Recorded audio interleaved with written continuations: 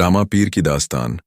प्राचीन समय में मारवाड़ के रेगिस्तान में जब लोग सूरज की किरणों को देखते थे तो कहते थे कि यह धरती केवल बंजर रेत और कठोर धूप के लिए नहीं है, बल्कि यहाँ एक ऐसा महान आत्मा अवतरित हुआ जिसने इंसानियत की खुशबू से रेगिस्तान को भी बाग बना दिया। वह महान आत्मा थे श्री रामा पीर, जिन्हें रामदेव पीर भी कहा जाता है। जन्म की घड़ी रामा पीर के जन्म का क्षण बहुत विशेष था। राजा अजमल और रानी मैना देवी के जीवन में संतान का दुख था। हर दिन हर रात उनके दिल में यही प्रार्थना रहती थी कि ईश्वर उन्हें ऐसा पुत्र दें जो केवल उनके वंश का नहीं बल्कि पूरी दुनिया के लिए आशा और आशीर्वाद बने।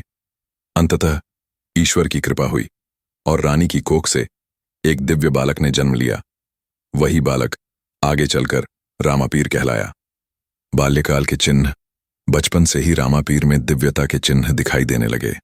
जब अन्य बच्चे खेल कूद में लगे रहते तब रामा पीर सत्य और न्याय की बातें करते।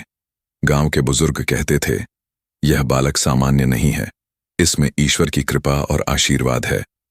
उनके चेहरे पर हमेशा करुणा और प्रेम की आभा झलकती रहती। सेवा और सच्चाई का मार्ग। युवा होने के बाद रामा पीर ने अपने पिता के राज्य में राज सिंहासन और शक्ति की जगह लोगों के दिलों पर शासन करना चुना। उन्होंने हर जाति, हर धर्म और हर समाज के लोगों से एक समान प्रेम और सम्मान का व्यवहार किया। जब भी किसी गरीब के घर भूख लगती, रामा पीर सबसे पहले अपने घर का अन्न बांटते। जब भी किसी पर अत्याचार होता तो रामा पीर तलवार की बजाय दया और न्याय की वाणी से अत्याचारी को पराजित कर देते। चमत्कारों का वर्णन दास्तानें कहती हैं कि रामा पीर के पास एक सफेद घोड़ा लीला था जो उनके साथी और सेवक के समान था। जहां भी रामा पीर जाते यह घोड़ा उनके साथ होता। लोग कहते हैं कि वह घोड़ा भी इंसानी भाषा को समझता था। एक बार अकाल पड़ा और सभी कुएं सूख गए। तब रामा पीर ने अपनी लाठी भूमि में मारी और वहां से पानी निकल आया। गांव वाले आज भी उस स्थान को राम सागर कहते हैं। शांति का संदेश। रामा पीर की सबसे बड़ी विशेषता यह थी कि उन्होंने लोगों के दिलों से जात पात और धर्म के भेदभाव को मिटा दिया।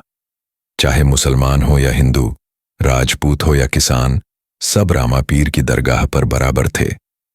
उनकी दरगाह पर दोनों धर्मों के दीपक जलते थे और प्रार्थनाएं दोनों भाषाओं में होती थीं। अंतिम लीलाएं। कहा जाता है कि जब रामा पीर ने अपना धार्मिक जीवन पूरा किया तो वे जीवित ही समाधि में चले गए। लोगों ने देखा कि उनके चेहरे पर दिव्य प्रकाश था और आसमान से पुष्प वर्षा हो रही थी। उस दिन से उनकी समाधि राजस्थान के रामदेवरा में सभी धर्मों का पवित्र स्थल बन गई। आज तक की आस्था सदियां बीत जाने के बाद भी रामा पीर का नाम आज गांव-गांव और शहर-शहर में श्रद्धा से लिया जाता है। जब लोग दुख, तकलीफ या मुसीबत में पड़ते हैं तो कहते हैं, जय रामा पीर, और उनके दिल में साहस की अग्नि फिर से प्रज्वलित हो उठती है। रामा पीर की दास्तान हमें यह बताती है कि सच्चाई, सेवा और इंसानियत से बड़ा कोई धर्म नहीं है।